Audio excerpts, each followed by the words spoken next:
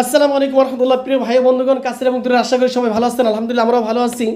আজ আবার আপনাদের সামনে একটি ভিডিও নিয়ে আসলাম। সেটি হলো গত সপ্তাহ থেকে যে বিষয়ে প্রচুর লেখালেখি হচ্ছিল ফেসবুক, বিশেষ করে সামাজিক যোগাযোগ মাধ্যমে, যে বাংলাদেশের টাকার ভিতরে গির্জা ও মন্দিরের ছবি ঢুকতেছে। সর্বশেষ সেটাই আসলো যে বাংলাদেশের টাকার মধ্যে 20 টাকার নোটের ভিতরে এক পাশে মন্দির এবং অপর পাশে গির্জা।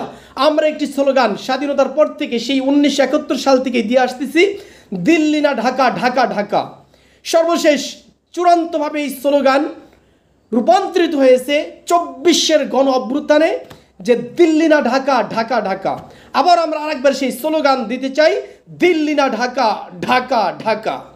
এই স্লোগান আমাদেরকে দিয়ে, আমাদের ভিতরে বসিয়ে, ওরা উপর দিকে কি করছে, সেই দিল্লিকে আমাদের মাথায় চাপিয়ে দিয়েছে, সেই দিল্লির দাসত্ব মেনে নিয়েছে।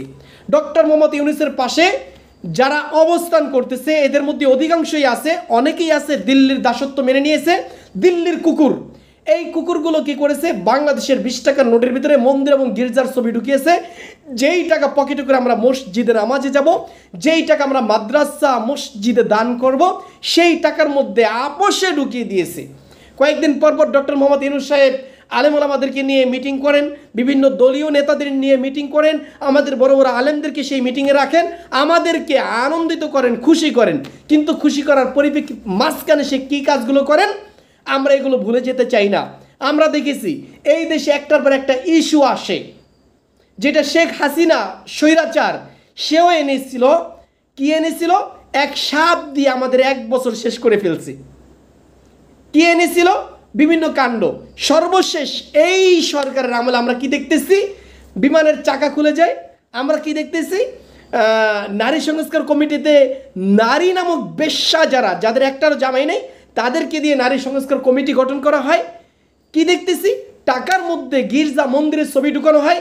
একটি কথা বলতে চাই, 1947 সালে বাংলাদেশ নামক পূর্ব পাকিস্তান এবং পশ্চিম পাকিস্তান স্বাধীন হয়েছিল ভারত থেকে, মুসলিম অধ্যুষিত এরিয়ার ভিত্তিতে। 1971 সালে পূর্ব পাকিস্তান স্বাধীন হয়ে বাংলাদেশ হয়েছে কিসের ভিত্তিতে? বৈষম্য হনন করতেছিল পশ্চিম পাকিস্তানিরা, সেটার বিরুদ্ধে আন্দোলন করে। কিন্তু সেই 71 সাল থেকে শুরু করে আজ পর্যন্ত আমরা দিল্লির দাসত্ব করে যাচ্ছি। কিসের বৈষম্য? বৈষম্য কেন, কোথায় দূর হয়েছে? বরঞ্চ বৈষম্য আরও আমাদের মাথায় চেপে বসেছে। আমরা একটি কথা স্পষ্ট ভাষায় বলতে চাই, যে আমরা যেই বক্তব্য, যেই স্লোগান দিয়েছি, সেই স্লোগান চলবে, দিল্লি না ঢাকা, ঢাকা ঢাকা। কোনোভাবেই আমরা এই নোটকে মেনে নেব না, এই মন্দিরযুক্ত ছবিযুক্ত টাকাকে গ্রহণ করব না।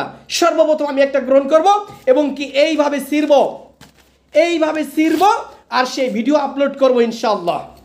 কোনো মুসলমান যদি ইমাম থেকে থাকে, ইনশাআল্লাহ এই টাকা গ্রহণ করবেন না। এই টাকা ওদের মুখের উপরে ছুঁড়ে ফেলে দেবো আমরা ইনশাআল্লাহ।